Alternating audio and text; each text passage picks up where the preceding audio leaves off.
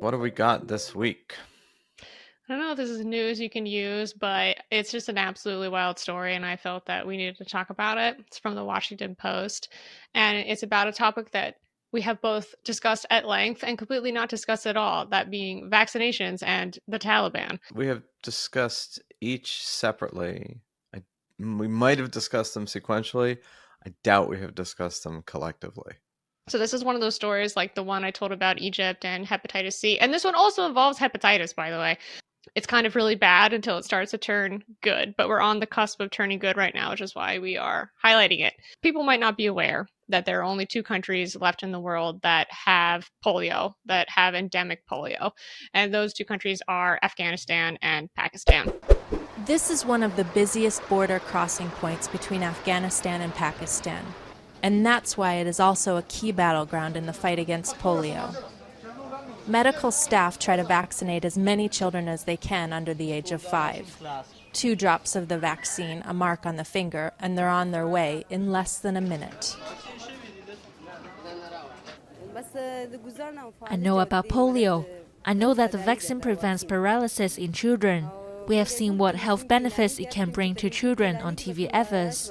For the last, let's say, 20 years or so, the Taliban has been very anti-vax. And they had been stopping the WHO efforts to vaccinate, particularly kids in Afghanistan, against polio.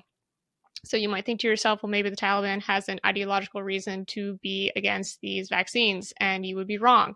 The reason why the Taliban had been preventing these vaccines from happening, and in fact, even attacking the vaccinators, is because the CIA was running a fake hepatitis vaccination program next door in Pakistan around the time they were trying to find Osama bin Laden. They were trying to collect a DNA sample that was close to his or matched his, something like that.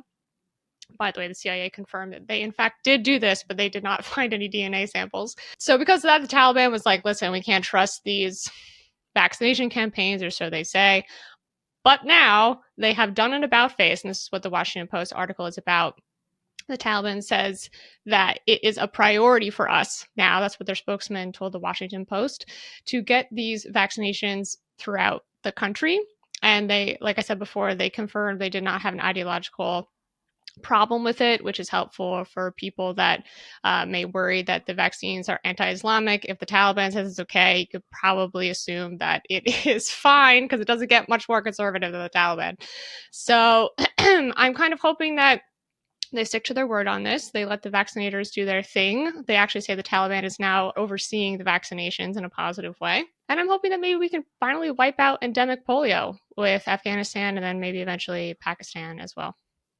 Yeah, that is a wild story, and one example amongst many of CIA and covert operations having, let's say, unintended consequences, blowback on things that are otherwise healthy and good. So it's hard usually to be sympathetic to the Taliban's position on most things, although in this particular case, I suppose there was a degree of legitimate wariness on the part of the Taliban's leadership that these vaccines weren't in fact vaccines at all, but were simply a way for some kind of intelligence gathering and infiltration.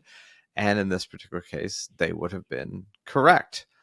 Again, this is not meant to anyone listening as a full-throated endorsement of Taliban leadership in Kabul and Afghanistan, but it is an indication that once you're in a position of having to actually be responsible for people in their lives, it leads to a different set of calculations.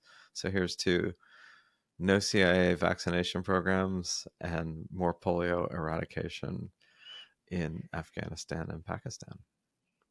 Yep, Pakistan does not seem to be on board with this. By the way, the Pakistani Taliban is not on board, but the Afghani Taliban is. So we're gonna take that part.